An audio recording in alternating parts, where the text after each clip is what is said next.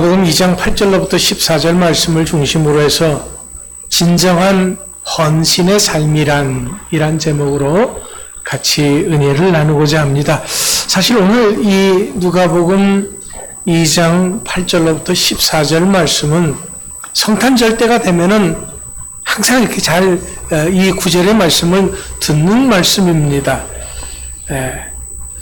우리는 이 말씀을 읽으면서 예수님의 탄생 소식을 처음 듣는 사람들이 목자였다는 것에 대해서 깊은 생각은 하지 않습니다. 다들 그저 그런가 보다. 그냥 목자에게 천사들이 나타나서 예수 탄생의 깊은 소식을 전해줬는가 보다 하고 넘어가지. 이 목자에 대해서 알아보려고 하는 그런 노력은 없었습니다. 그런데 사실 고대 근동 지방에서 목자들은 가장 비천하고 남루한 사람들의 대명사였습니다. 이런 목자들은 짐승과 함께 지내기 때문에 냄새가 지독합니다. 우리가 본문 말씀에서도 목자들이 밤에 밖에서 자기 양떼를 지켰다 그랬습니다. 양떼를 지키면서 양들과 함께 살고 있기 때문에 몸의 냄새가 날 수 있는 것은 당연한 거죠. 옷도 허름합니다. 좋은 옷을 입고 양들을 지키고 할 수는 없는 거죠. 또 들에서 살다 보니까 율법 준수도 제대로 못합니다. 안식일을 못 지킨다라는 거죠. 그렇기 때문에 유대 법정에서는 이 목자들은 이 증인으로 세웠을 때 그것은 허용하지 않았습니다. 목자들을 증인으로 세우는 것은 금지했다라는 거예요. 왜? 이 사람들은요, 목자들은 세리나 창기처럼 죄인으로 취급했기 때문에 그렇습니다. 안식일도 범하고 율법도 지키지 않고 그런 사람들이 어떻게 법정의 증인으로 설 수 있느냐? 안 된다라고 했다라는 거죠. 그러면 이런 사람들에게 어떻게 천사들이 나타났을까요? 어떻게 이런 이들이 예수님 탄생의 그 기쁜 소식을 가장 먼저 들을 수 있었을까요?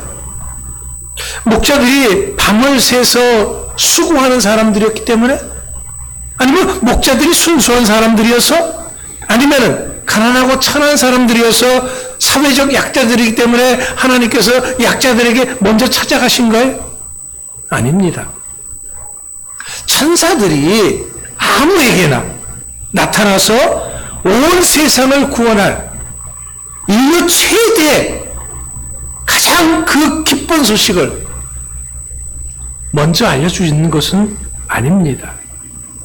사실 이런 소식을 듣는다고 하는 것은, 그것도 가장 먼저 듣는다고 하는 것은 아주 커다란 특권이고 영광인 것입니다. 그렇다면 오늘 본문 속에 있는 이 목자들은 아주 특별한 사람들이었다라는 거죠. 세상 사람들이 보기에는 남루하고 냄새나고 안식일도 못 지키는 율법을 범하는 법정에서 증인도 되지 못하는 그런 사람들이었을지 모르지만 하나님에게 있어서는 이 사람들은 특별한 사람들이었다라는 거예요. 왜 그럴까요? 자, 그것을 한번 추적해 봅시다. 먼저 이들이 살던 곳은 어느 지역이었느냐라면은 베들레헴입니다. 예루살렘에서 베들레헴까지는 먼 곳이 아닌데요.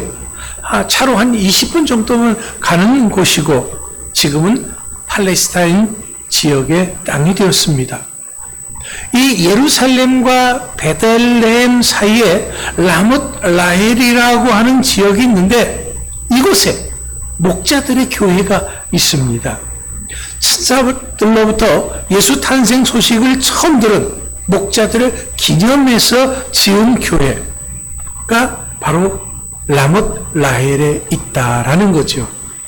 그런데 이 라못 라헬의 옛날 이름이 뭐였냐 그러면요, 베탁게렘이다라는 곳입니다. 옛날 이름이 뭐였다고요? 베탁게렘. 성경 느헤미야 3장 14절 말씀에 보면 이런 말씀이 있습니다. 분문은 베탁게렘 지방을 다스리는 레갑의 아들 말기야가 중수하여 문을 세우며 문짝을 달고 자물쇠와 빗장을 갖추었고, 여기 베탁게렘이 오늘의 라못 라헬이라는 곳인데요, 구약시대에서부터 전통적으로 목자들이 양을 치던 자리였습니다.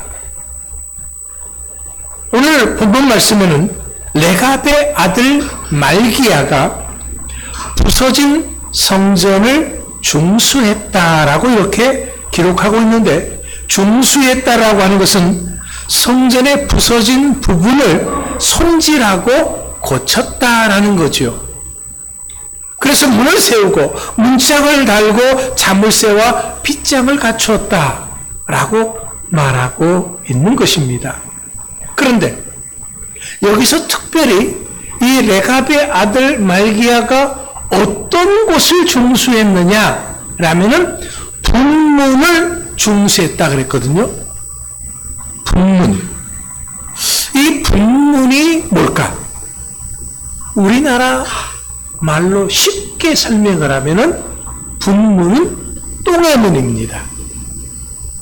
네. 제사 드리는 양들의 오물을 들고 나오는 문을 분문이라고 하는데, 이 문을 다시금 재건했다, 고쳤다라는 그런 말이죠. 그러면 레갑의 아들 말기야, 이 레갑 족속은 그럼 또한 어떤 족속이냐? 예레미야 35장 1절로부터 7절 말씀에 보면은 이 레갑 족속이 어떤 족속인가에 대해서 조금 이야기를 하고 있습니다. 이 예레미야 35장은 요시야 왕 때의 기록이거든요. 요시야 왕은 타락한 이스라엘의 종교 개혁을 단행했던 아주 유명한 왕입니다. 그런데 이렇게 종교 개혁을 단행하려고 하는데 이스라엘 백성들이 말을 잘 들으면 얼마나 좋겠습니까? 말을 안 들어요. 그래서 어떻게 하면 이 백성들의 마음을 움직이고 이들의 협조를 얻어서 다시금 이스라엘을 영적 부흥의 시기로 만들 수 있을까 고민을 하던 끝에 레갑 자손을 성전으로 부르게 된 것입니다. 고관들, 즉 장관이나 국무위원들이 있는 방 옆에다가 불러놓고 이제 그 고관들에게 이들이 어떻게 하는가 하는 것을 잘 봐라 라고 한 것입니다. 먼저 이 레갑 자손들에게 그럼 어떻게 했느냐? 포도주를 마시게 했습니다. 자, 레갑 자손이 한 방에 있는데 다른 방에는 이제 고관들이 있잖아요. 이 레갑 자손들에게 자, 포도주를 주면서 포도주를 마시오 했던 거예요. 근데 이들이 다 같이 우리는 포도주 안 마십니다. 왜요? 우리의 조상들이 그렇게 하라고 했습니다. 근데 문제는 이들의 조상들이 이들에게 그렇게 하라고 명령한 것은 적어도 300년이 지났어요. 그러니까 세월이 아주 오래 흘렀다라는 그런 얘기입니다. 우리가 알다시피 문제는 사람들은 쉽게 변절될 수 있습니다. 그런데 이 레갑 자손들은 조상들이 이야기했던 그 명령을 그대로 잘 준수하고 있었던 것입니다. 요시야 왕이 사람들 보는 앞에서 레갑 자손들이 어떻게 신앙을 지키고 있냐는 것을 확인하려고 테스트한 것이었습니다. 그런데 역시 레갑 자손들이었습니다. 이들은 우리 조상들이 그렇게 명령했다고 했습니다. 그러면 이 레갑의 조상들이 그 후손들에게 어떤 명령을 했느냐? 4가지를 명령을 했습니다. 첫 번째, 집을 짓지 마라. 두 번째, 파종을 하지 말라. 세 번째, 포도원을 소유하지 마라. 네 번째, 평생 장막에서만 살아라. 그러면 어떻게 이렇게 살라고 했을까요? 참 답답한 거죠. 농사도 못 짓고 집도 못 짓고 떠돌이 생활해야 하면서 살라는 거예요. 그래서 이들이 택한 것이 뭐였냐면 목축이었습니다. 300여 년 전에 조상들이 명령한 것을 여전히 그 후손들이 지키고 있었던 것입니다. 그런데 한 가지 의문이 드는 것이 있습니다. 뭐냐 그러면은요. 분명히 4가지를 명령했을 때 세 번째가 뭐였냐 그러면은 뭐였었죠? 포도원을 소유하지 말라라는 것이었어요. 그렇다면 이들이 왜 포도주를 마시지 않았을까요? 분명히 조상들은 포도원을 소유하지 말라고 했지 포도주를 마시지 말라는 명령이 없었는데 말입니다. 그렇다면 이들이 왜 이렇게 한 것입니까? 여기에는 또 한 가지의 숨겨진 사건이 있었습니다. 그것이 뭐냐면은 열왕기서에 보면은 예후라고 하는 왕이 나옵니다. 처음에 예후 왕이 요나답이라고 하는 사람과 함께 종교 개혁을 단행을 했습니다. 그러다가 정치적인 이유와 계산으로 인해서 예후 왕은 요나답을 배반하고 맙니다.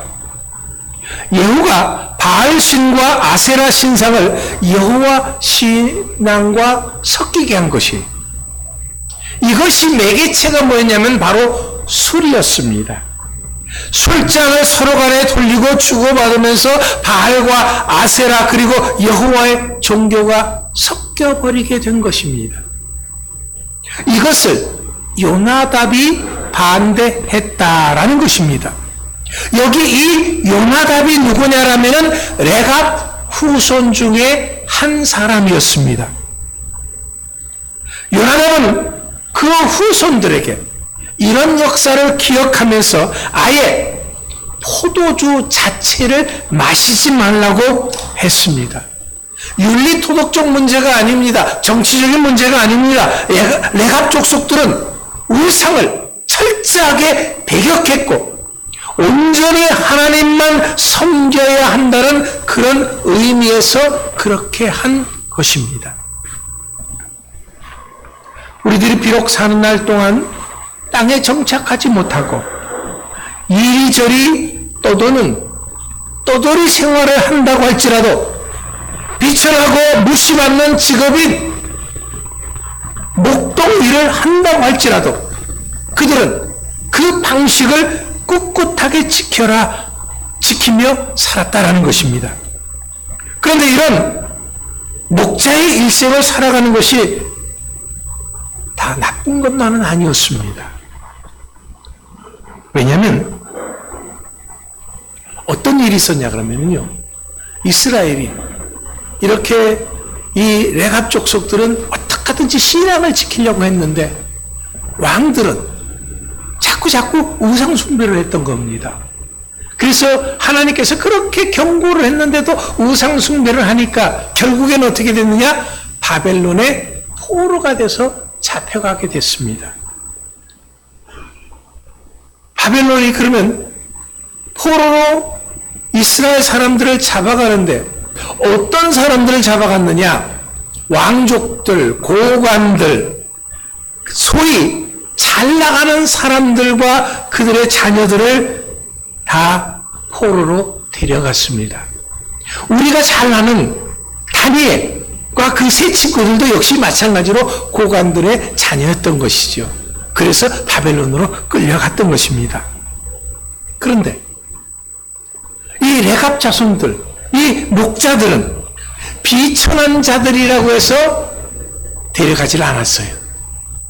그러니까 예루살렘, 고국 예루살렘 땅에 그대로 남아있게 된 것입니다. 이것이 바로 예레미야 35장 7절 말씀에서 레갑 자손들이 조상들의 명령을 그대로 지켰을 때 그들이 머물러 사는 땅에서 너희의 생명이 길리라 라고 한 그 말씀 그대로 된 것입니다. 이처럼 이들은 이스라엘 땅에 남은 자가 되어서 메시아를 기다리게 된 것입니다. 이들은 결코 생활이 어렵고 먹고 살기 힘들어서 목자가 된 것은 아니었습니다. 오직 신앙적인 이유로 이들은 지금까지도 목자 생활을 하고 있었던 것입니다. 그래서 이들이 양들을 키우고 있었다라는 거죠. 그런데 이들이 키운 이 양만이 예루살렘의 제물로 사용되어질 정도였다고 합니다. 그러니까 이들 레갑 자손 후손들의 목자들은 대대로 오실 예수 그리스도만을 바라보고 생활했다는 것이죠. 이것을 이스라엘 사람들 모두가 인정했다라는 그런 의미인 것입니다. 자, 그렇다면 이제 천사들이 왜 가장 먼저 이스라엘의 수많은 부류의 사람들이 있었을 테인데 왕족도 있고 고관도 있고 제사장들도 있고 장로들도 있고 랍비들도 있고 똑똑한 사람들 많은 사람들이 있었을 텐데 이들에게 왜 예수님의 탄생 소식을 가장 먼저 전했는가 하는 것을 우리가 이해할 수가 있는 것입니다. 이들 레갑 자손의 목자들은 조상 때부터 대대로 약속한 말씀을 붙들고 살아왔다라는 거죠.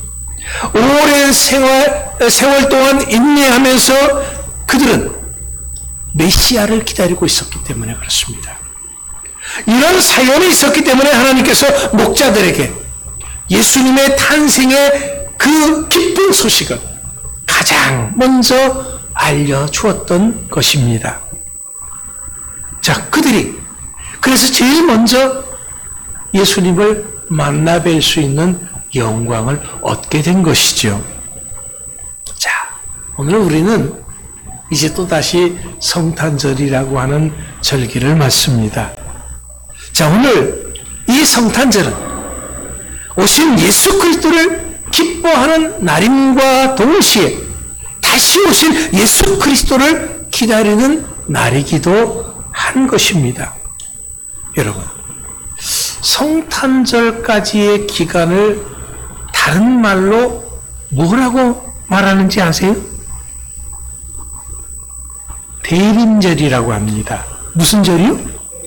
대림절. 이 대림절은 성탄절까지의 4주간을 대림절이라고 하는데 그것은 뭐냐면 예수 그리스도를 기다리는 날이다라는 거죠. 예. 오늘날 그래서 오늘이 대림절 4번째 주일인 거예요. 대림절 4번째 주일 지나면은 성탄절이 되는 것입니다. 이제 우리는 이렇게 2024년 성탄절을 맞으면서 다시 한번 레갑 족속들을 기억합시다. 이들이 어떤 삶을 살아왔습니까?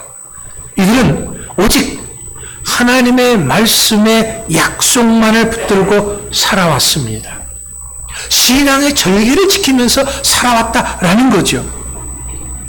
수시로 자기들의 유리한 쪽으로 기울어졌던 이스라엘 백성들과는 확연히 다른 삶이었습니다.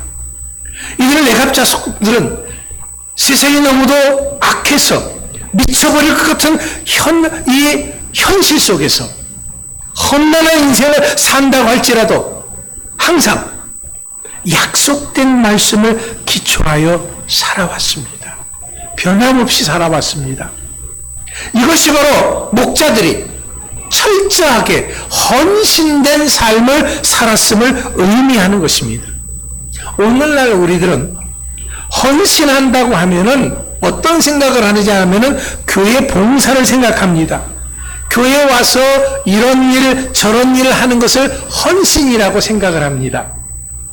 만약 이런 것이 헌신이라고 하면은 헌신은 아주 쉬울 수 있습니다.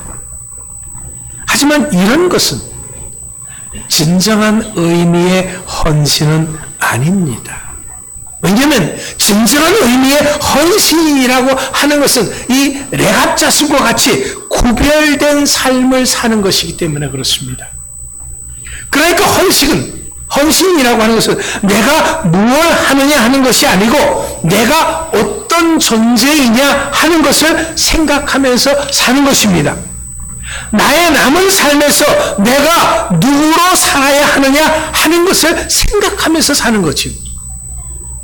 자, 2024년 우리는 어떤 삶을 살아왔습니까? 우리 올해 어떤 삶을 살자고 했었냐 그러면 여기 우리가 항상 걸어놨던 올해의 표가 뭐였어요? 예?